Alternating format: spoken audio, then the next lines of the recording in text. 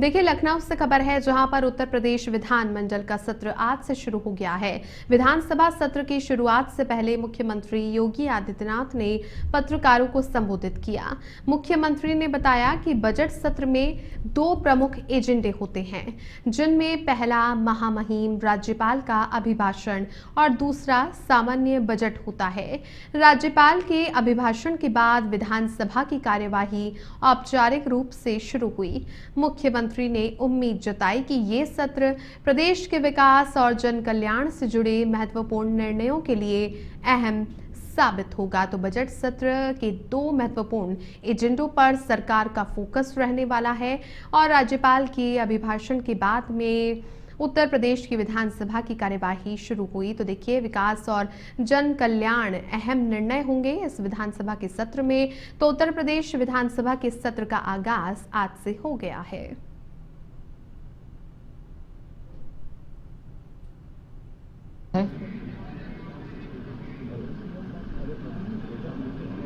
और जो संसदीय परंपराएं हैं उसके अनुरूप इसकी शुरुआत माननीय राज्यपाल जी के अभिभाषण से होगी।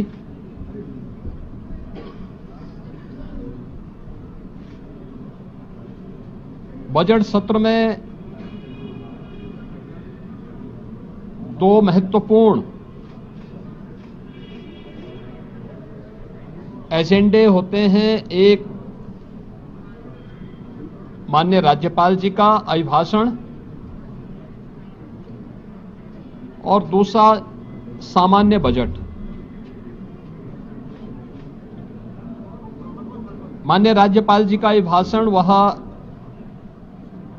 सरकार की उपलब्धियों और भारी कार्य योजना का सरकार का अपना एक दस्तावेज होता है। जैसे राज्यपाल जी के माध्यम से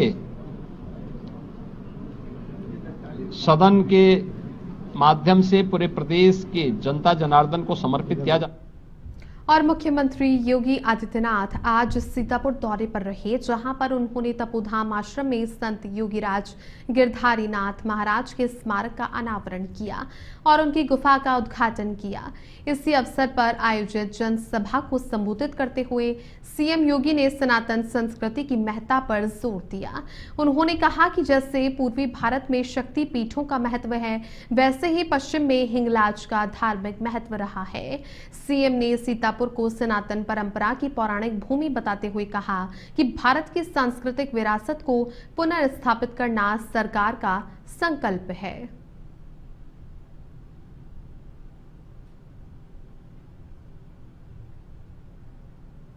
यूजीसी के विरोध में इस्तीफा देने वाले अलंकार अग्निहोत्री बागपत पहुंचे, जहां उन्होंने केंद्र सरकार और सामान्य वर्ग के नेताओं पर यूजीसी को लेकर निशाना साधा। साथ ही उन्होंने SC/ST एक्ट पर भी सवाल उठाए। अग्निहोत्री ने आरोप लगाया कि मोदी सरकार और गृह मंत्री अमित शाह ने SC/ST एक्ट को और अधिक सख्त बनाया है। उन्होंने कहा कि यूजीसी के नाम पर पिछड़े और सामान्य वर्ग को आमने सामने खड़ा किया जा रहा है। साथ ही बिहार में पूरे के पूरे गांव पर SC/ST एक्ट लगाए जाने का आरोप लगाते हुए सवाल किया कि क्या कानून का इस्तेमाल न्याय के लिए हो रहा है या डर पैदा करने के लिए। उन्होंने ये भी कहा कि हजारों लोगों के इस्तीफों की खबरें सामने आई, लेकिन जनप्रतिनिधि चुप हैं। हम एक बहुत जल्दी ही एक वैकल्पिक व्यवस्था पे काम कर रहे हैं। हमारा जनतंत्र फेल हो चुका है। हमारे पास इस समय सरकार नहीं है। हमारे पास एक कॉर्पोरेट कंपनी एम्प्लॉय उसके काम कर रहे हैं, चाहे उसमें आपके 543 जनप्रतिनिधि हों, चाहे जो मेरी जानकारी जो मुझे लगता है 403 यहाँ पे विधायक है राज्य सरकार में, वो सिर्फ एक कॉर्पोरेट कंपनी के एम्प्लॉय के रूप में काम कर रहे हैं जो इस समय शासन में है। मैं तो कम से कम मानता हूँ जो इन सजाती MP MLA को अभी भी अगर बुद्धि खुल जाए तो देश में हम लोगों के जो आंदोलन चल रहा है, जो सनातन स्वाभिमान यात्राएं चल रही हैं, तो देश को बचाने के लिए SC/ST एक्ट जो है इसको हटाने के लिए जो आंदोलन चल रहा है उसमें हम हमारे साथ आ जाएं। नहीं तो ये जहां जहां जाएंगे इसको देखिए इनको जवाब देना पड़ेगा। वहीं मथुरा के थाना जैत क्षेत्र के चमुहा स्थित एक मैरिज होम में शादी की खुशियां उस वक्त हड़कंप में बदल गई जब फोटो खिंचवाने को लेकर हुए विवाद में गोली चल गई, जहां फायरिंग में लड़की पक्ष का एक युवक गोली लगने से घायल हो गया, जिसके बाद घायल को आनन फानन में निजी अस्पताल में भर्ती करवाया गया। वारदात के बाद विवाह स्थल पर अफरा तफरी मच गई। फिलहाल पुलिस मामले की जांच कर रही है। मिली जानकारी के मुताबिक समारोह के दौरान फोटो खिंचवाने की बात को लेकर लड़की पक्ष के लोगों की फोटोग्राफर से कहासुनी हो गई। विवाद इतना बढ़ गया कि वहां पर मौजूद किसी व्यक्ति ने असलहा निकालकर फायरिंग कर दी। गोली सीधे लड़की पक्ष के एक युवक के हाथ में जा लगी।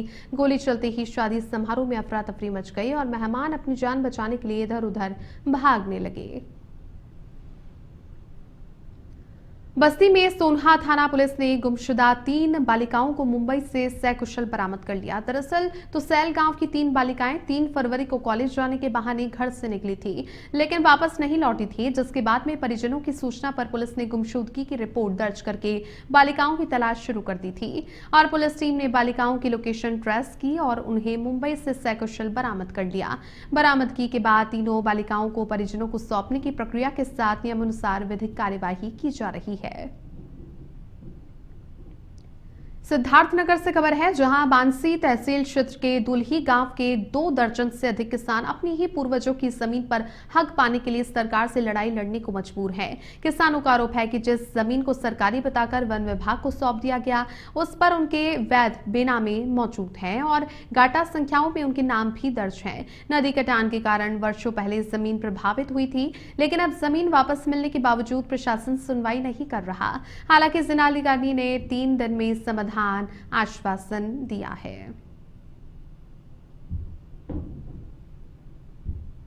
पांडे काश्तकार हैं दुल्ही के, और हमारी समस्या है कि हमारे सक्षम अधिकारियों द्वारा हमारे भूमि पर हमारा नाम दर्ज करने के लिए आदेश दिया गया है, जबकि अधिकारी नहीं सुने, जिस पर हमारा न्यायालय में मुकदमा चल रहा है। इसी दशा में माननीय मुख्यमंत्री जी से प्रधानमंत्री जी कि हमारे कागजात को देखते हुए हमें उचित निर्णय दिलाया जाए। समस्या यह है साहब कि हमें बनामेदार है, गरीब बनाई कर्ज को हम काढ़ के हम ले आई, तो खेत में ये सरकार वो ना ही रहा पक्का, तो का करके के बनामा कैले। अगर सरकार के ये नेक गुजर तो आखिर में काहे बनामा कैले होके। सर, मेरा नाम चिंताहर यादव, मेरा ग्राम दुल्ही है। हम लोग यहाँ इकट्ठा हुए साहब, हमारी बाप दादों की प्रॉपर्टी जो नदी की कटान से डिस्टर्ब हो गई और उसी को लेकर के प्रशासन द्वारा उस भूभाग को बंजर घोषित करके जो है आजीवन विभाग को दे करके हम लोगों को हमारा कब्जा विहीन किया जा रहा है। फसल लहलहा रही है। हम लोग अपने तमाम अभिलेखों के साथ शासन प्रशासन का दरवाजा खटखटाते रहे, लेकिन मेरे किसी अभिलेख पर को गौर नहीं किया गया। हमारे पास 56-59 की खतौनी है, मेरे पास नक्शे हैं, मेरे पास तमाम मुकदमे के फैसले। बागपत नगर पालिका एक बार फिर विवादों में घिर गई है, जहां नगर पालिका अध्यक्ष एडवोकेट रोजुद्दीन और 3 अन्य कर्मचारियों के खिलाफ अधिशासी अधिकारी कृष्ण कुमार भड़ाना ने मुकदमा दर्ज करवाया। ईओ ने जांच से संबंधित फाइलें गुम होने का आरोप लगाया है। मुकदमा दर्ज होने के बाद अधिवक्ता और नगर पालिका अध्यक्ष रोजुद्दीन के समर्थक एकजुट हो गए। उन्होंने बागपत पुलिस अधीक्षक कार्यालय और जिलाधिकारी कार्यालय पर प्रदर्शन किया। अधिवक्ताओं ने इस मामले में निष्पक्ष जांच की मांग की है। अधिवक्ताओं ने आरोप लगाया कि अधिशासी अधिकारी कृष्ण कुमार भड़ाना हमेशा विवादों में रहते हैं और पहले भी उनके खिलाफ कई मामले सामने आ चुके हैं। उनका कहना है कि ईओ राजनीतिक द्वेष के चलते अध्यक्ष रोजुद्दीन की छवि खराब करना चाहते हैं। हमारे सीनियर एडवोकेट राजुद्दीन जी जो 4 बार के नगर पालिका बागपत के चेयरमैन हैं, उनके खिलाफ एक किसी दबाव में आकर, राजनीतिक दबाव में आकर किसी भी तरह से ईओ ने एप्लीकेशन दी कि आपके समय में जो है कुछ फाइलें खुर्द-बुर्द की गई षड्यंत्र के तहत। उसी के मध्य जो है हम कप्तान साहब से मिल गए थे। कप्तान साहब से बोल गए कि ये बिल्कुल गलत मुकदमा किया गया, दबाव में किया गया। एक बढ़िया आदमी को 4 बार के चेयरमैन को परेशान करने के लिए ये दरख्वास्त दी गई, जिसको मुकदमा पंजीकृत किया। उसमें हमने यही मांग की है कि इसकी निष्पक्षता से जांच हो, किसी तरह का कोई दबाव न करे। कलेक्ट्रेट हमें जो हमारे बार के मेंबर है राजुद्दीन चेयरमैन साहब, उनको टारगेट किया जा रहा काफ़ी समय से। पहले शासन द्वारा उन्हें उनके पद से हटाया गया, माननीय उच्च न्यायालय से हमें न्याय मिला, उनको दोबारा बहाल किया गया। अब उसके बाद ये FIR, एक साजिश चल रही है टारगेट करके, और एक ईओ जो भ्रष्टाचारी है और भ्रष्ट में पूरी तरह से लिप्त है, डूबा हुआ है। अगर उसका पूरा इतिहास निकाला जाए तो पूरा भ्रष्टाचार।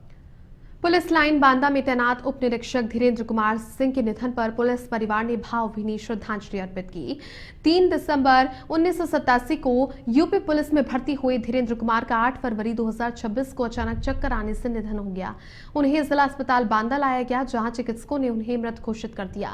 आज पुलिस अधीक्षक पलाश बंसल, अपर पुलिस अधीक्षक शिवराज, क्षेत्राधिकारी सहित अन्य वरिष्ठ अधिकारियों और पुलिसकर्मियों ने शोक परेड आयोजित कर पुष्प अर्पित कर उन्हें श्रद्धांजलि दी।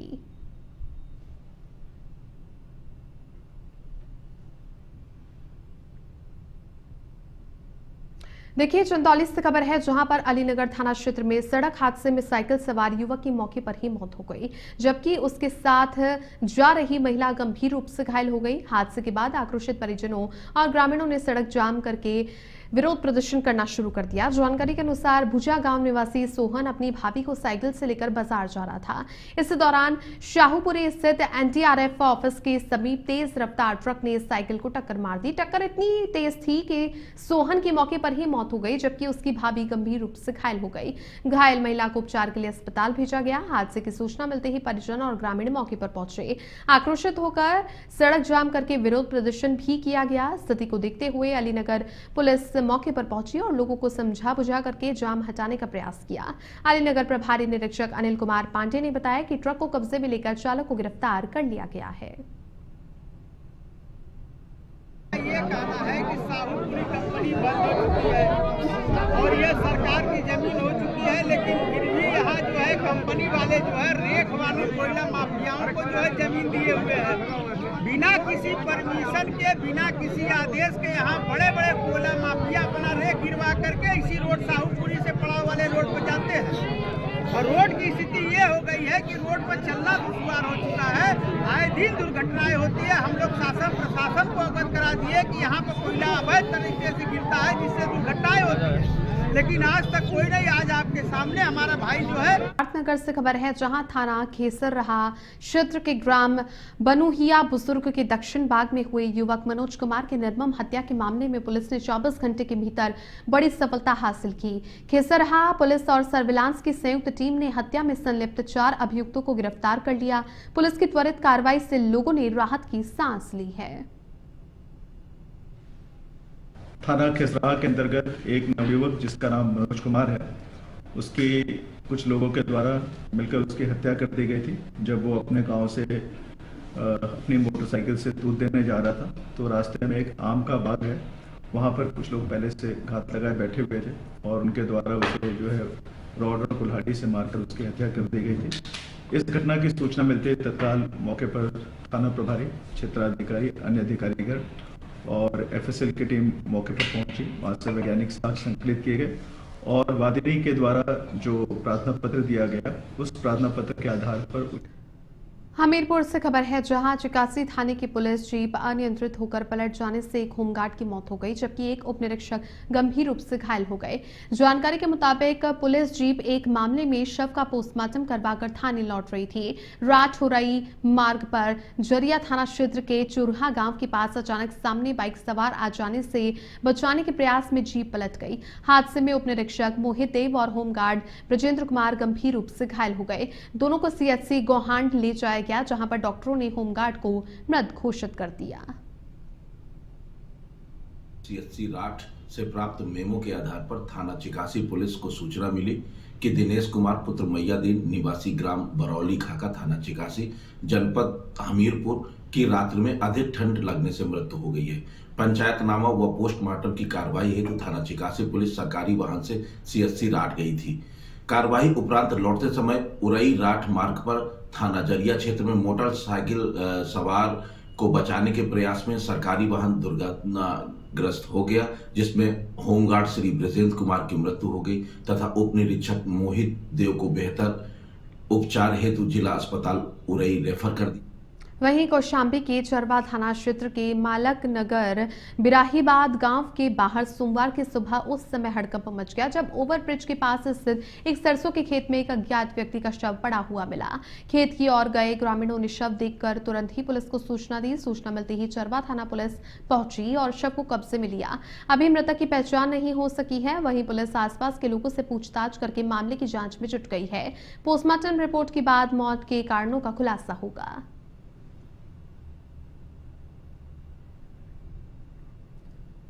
ललितपुर से खबर है, जहां श्रम सेवा योजन राज्य मंत्री मनोहर लाल पंत की पत्नी की गाड़ी से हुए सड़क हादसे में पहले शिवेंद्र यादव की मौत हो चुकी थी, जबकि आज उनके छोटे भाई अनुज यादव ने भी झांसी मेडिकल कॉलेज में उपचार के दौरान दम तोड़ दिया।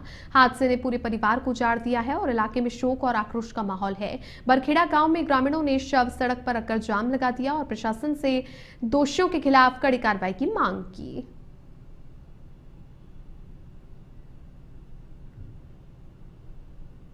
हमीरपुर से खबर है, जहां पर मुस्करा थाना क्षेत्र के बिहूनी गांव में डाक पार्सल ले जा रहा तेज रफ्तार ट्रक अनियंत्रित होकर एक दुकान में घुस गया। दुकान के अंदर सो रहे दुकानदार की मौके पर ही दर्दनाक मौत हो गई। हादसे में ट्रक की रफ्तार के कारण बगल में बने हुए शौचालय, नीम का पेड़ और दीवार भी ध्वस्त हो गए। ट्रक चालक हादसे के बाद फरार हो गया। सूचना पाकर पुलिस मौके पर पहुंची और मृतक का शव कब्जे में लेकर पोस्टमार्टम के लिए भेज दिया।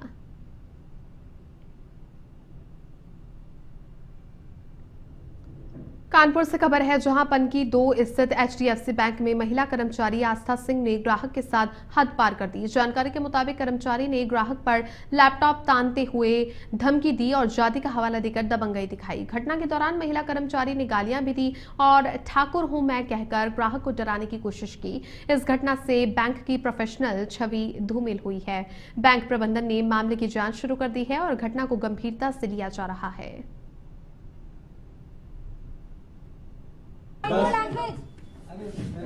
It's over.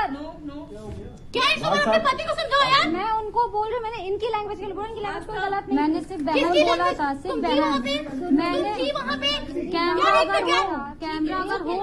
अगर उसमें सुनाई दो यार, तो मेरी लैंग्वेज नहीं सुधार पाएगी।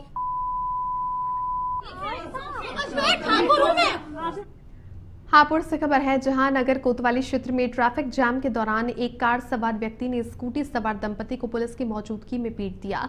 घटना का वीडियो सोशल मीडिया पर वायरल हो गया, जिससे इलाके में रोष फैला है।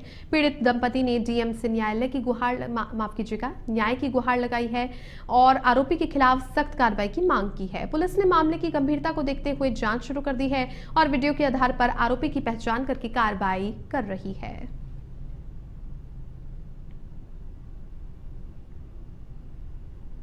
हापुड़ से खबर है, जहां मोबाइल चोरी के शक में युवक को खौफनाक सजा दी गई। युवक को जंगल में उठाकर ले गए, लाठी डंडों से बेरहमी से पीटा गया। युवक को मुर्गा बनाकर ऊपर ईंट रख दी गई और इसके अलावा पीटा भी गया। मारपीट का वीडियो सोशल मीडिया पर वायरल हो रहा है। मामला नगर कोतवाली क्षेत्र का बताया जा रहा है।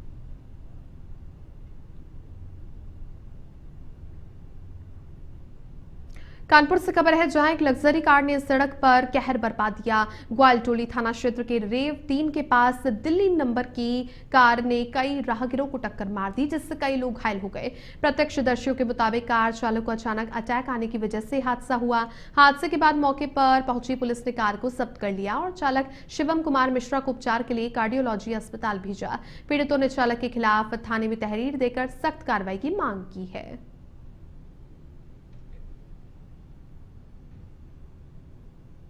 रस्सिल में हम खड़े हुए थे, अपने मित्र का इंतजार कर रहे थे। हमारे दोस्त को थोड़ा सा वक्त हो गया आने में, उतने में ये कार आ रही थी, एक्सीडेंट हो गया। पहले बिलर पे टक्कर पड़ी, उसके बाद फिर मेरे टक्कर पड़ी है। गाड़ी ये खड़ी हुई है। ये हम और विशाल, हमारे ये मामा के लड़के हैं, इनका नाम भी विशाल त्रिपाठी है। हम लोग अपना पावर हाउस से आते थे, तो हम लोग गाड़ी रोक के वहाँ पे ठेला लगाया था जुनैद, ये पीछे सामने पड़ा था अभी, तो उसकी दुकान पे टी शर्ट हम लोग खड़े होकर उसे बुलाया, तो टी शर्ट देखने लगे खड़े होके। तो हमने गाड़ी स्टैंड लगाया, तो ये थोड़ा पीछे बैठे थे, थोड़ा साइड में हटे। जैसे ये साइड में हटे नहीं तो तुरंत गए थे पीछे से, हमने देखा आवाज़ बड़ी कसके आ रही है, तो घूम के देखा तो इनको हमने इशारा कि ये देखने लगे, तो इनको हमने झटके से हाथ खींचा। तो जब तक का उन्होंने आके पहले एक ऑटो में हल्की गाड़ी छुआई, फिर उसके इनकी बुलेट पे उसने गाड़ी चढ़ा। अयोध्या में पुलिस विभाग में तैनात जवान अजय गौड़ का शव बरामद होने से हड़कंप मच गया। अयोध्या रेंज के आईजी ने इस घटना की आधिकारिक पुष्टि की है। सूत्रों के मुताबिक जवान की गाड़ी कुवानो नदी क्षेत्र में मिली, जबकि उनका शव सरयू नदी में बरामद हुआ। बाद में अयोध्या कोतवाली क्षेत्र के तिहुरा माझा का नाम सामने आया। अब सबसे बड़ा सवाल यही है कि ये आत्महत्या है या किसी साजिश के तहत हत्या की गई। पुलिस हर एंगल से जांच में जुटी है और पोस्टमार्टम रिपोर्ट का इंतजार किया जा रहा है। बागपत से खबर है, जहां दिल्ली सहारनपुर नेशनल हाईवे पर युवकों की खतरनाक स्टंटबाजी का वीडियो सोशल मीडिया पर वायरल हो रहा है। वायरल वीडियो में 4 गाड़ियां और 2 ट्रैक्टर हाईवे पर तेज रफ्तार में दौड़ते हुए हुड़दंग मचाते नजर आ रहे हैं। बताया जा रहा है कि युवकों ने करीब आधे घंटे तक नेशनल हाईवे को अपने कब्जे में लेकर स्टंट किए, जिससे राहगीरों की जान जोखिम में पड़ गई। वीडियो सामने आने के बाद पुलिस हरकत में आ गई है और फुटेज के आधार पर आरोपियों की पहचान कर जांच में जुटी है। ये मामला बागपत कोतवाली क्षेत्र के काठा गांव के पास का बताया जा रहा है।